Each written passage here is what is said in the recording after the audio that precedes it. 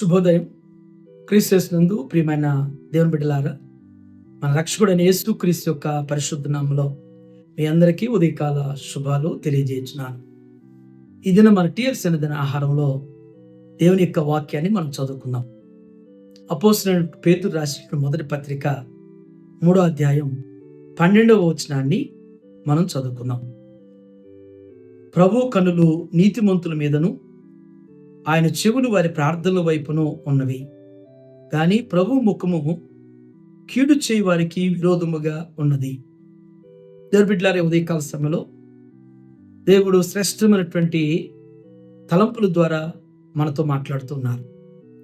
ఈ భాగంలో 3 తలంపులు మనకి జ్ఞాపకం చేయబడుతున్నాయి. మొదటి తలంపు ఏంటంటే, ప్రభు కన్నులు నీతిమంతుల మీద ఉన్నాయి. దేవుని బిడ్డలారా, ఈ మాటలోనే ప్రభు యొక్క ప్రేమ ఏంటో, ప్రభు యొక్క వ్యక్తిత్వం ఏంటో, ప్రభు ఎవరిని దృష్టించుతాడు అనేటువంటిది ఖచ్చితంగా మనం గ్రహించవచ్చు.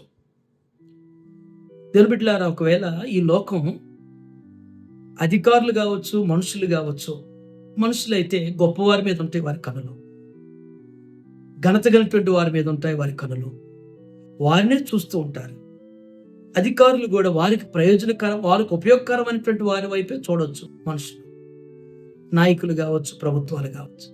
కానీ వీరందరికీ మరి విరుద్ధంగా దేవుని కనుదృష్టి ఎవరిని చూస్తుంది, ఎవరి మీద ఉంటుందంటే నీతిమంతుల మీద, యథార్థత కలిగినటువంటి వారిని దేవుడు దృష్టించుతూ ఉన్నాడు. నీతి కలిగి యథార్థత కలిగినటువంటి వారిని సమాజం అసలు పట్టించుకోదు. వారు అసలు అక్కర్లేనటువంటి వారు. వారి నిత్యం కూడా నిందిస్తూ, బాధిస్తూ, నొప్పింపజేసేటువంటిది ఈ సమాజం. కానీ మనుషులు చూడకపోయినా, నాయకులు పట్టించుకోకపోయినా, అధికారులు వారి మొరలు వినకపోయినా, దేవుడు మాత్రం నీతిమంతులను చూస్తూ ఉన్నాడు. నీతిమంతుల మీద ఆయన దృష్టించి ఉన్నాడు. మొదటి తలంపు. రెండవ తలంపు, ఆయన చెవులు వారి ప్రార్థనల వైపు ఉన్నవి అంటున్నాడు. వారి ప్రభు యొక్క దృష్టి మాత్రమే కాదు, ఆయన చెవులు కూడా వారి ప్రార్థన, వారు ఏది అడుగుతారో, ఎప్పుడు అడుగుతారో, ఏం కావాల్సి వస్తుందో అని చెప్పేసి నీతిమంతులు యథార్థతగా భక్తి కలిగినటువంటి వారి ప్రార్థన వినటానికి ప్రభు చెవులు ఎప్పుడు కూడా కనిపెడుతూ ఉంటాయంట. మనం ఎవరి దగ్గరికి వెళ్ళి చెప్పుకుంటున్నా కానీ పెడచెవిని పెట్టేవారే.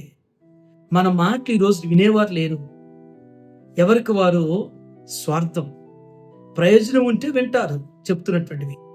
ఈ రోజున వినటానికి ఎవరికి ఇష్టం లేని పరిస్థితులు, ఎవరికి వారు బిజీ లైఫ్లో ఉన్నటువంటి పరిస్థితులు. కానీ మనం పిలిస్తే, ప్రభువా అని అడిగితే, మనం ఏది అడుగుతామో, ఏమి కోరుకుంటామో, దేన్ని అడుగుతామో అని చెప్పేసి నిరంతరం కూడా నీతిమంతులు, భక్తి కలిగినటువంటి, యథార్థత కలిగినటువంటి వారు వారి ప్రార్థన వినటానికి ప్రభు చెవులు మాత్రం సంసిద్ధంగా ఉన్నాయి. ఇది రెండవ తలంపు. మూడవ తలంపు, ప్రభు ముఖము కీడు చేయి వారికి విరోధముగా ఉన్నది. ప్రభు యొక్క ముఖం ఎవరైతే భూమి మీద కీడు చేసేవారుగా ఉన్నారు, హాని చేసేవారుగా ఉన్నారు, మోసం చేసేవారుగా ఉన్నారు, అలాంటి వారికి ఆయన ముఖం విరోధంగా ఉంది. ఆయన వారిని చూడటానికి ఇష్టపడ్డాడు. వారి మీద అసలు దృష్టి ఉంచడు ప్రభు. వారి ప్రార్థన వినటానికి కూడా ప్రభు ఇష్టపడ్డాడు. ఉదయకాల సమయంలో దేవుని బిడ్డ, నువ్వు భక్తి కలిగి, నీతి కలిగి, యథార్థంగా ఉంటే దేవుని కనుదృష్టి నీ మీద ఉంది. ఆయన నిన్ను చూస్తూ ఉన్నాడు. నీ ప్రార్థన, నీ మాటలు ప్రభు వినటానికి సిద్ధంగా, సంసిద్ధుడు ఎప్పుడు కూడా ఆయన చెవులు నీ మొరలు, నీ ప్రార్థనలు వినటానికి నిరీక్షిస్తూ కనిపెడుతున్నాడు.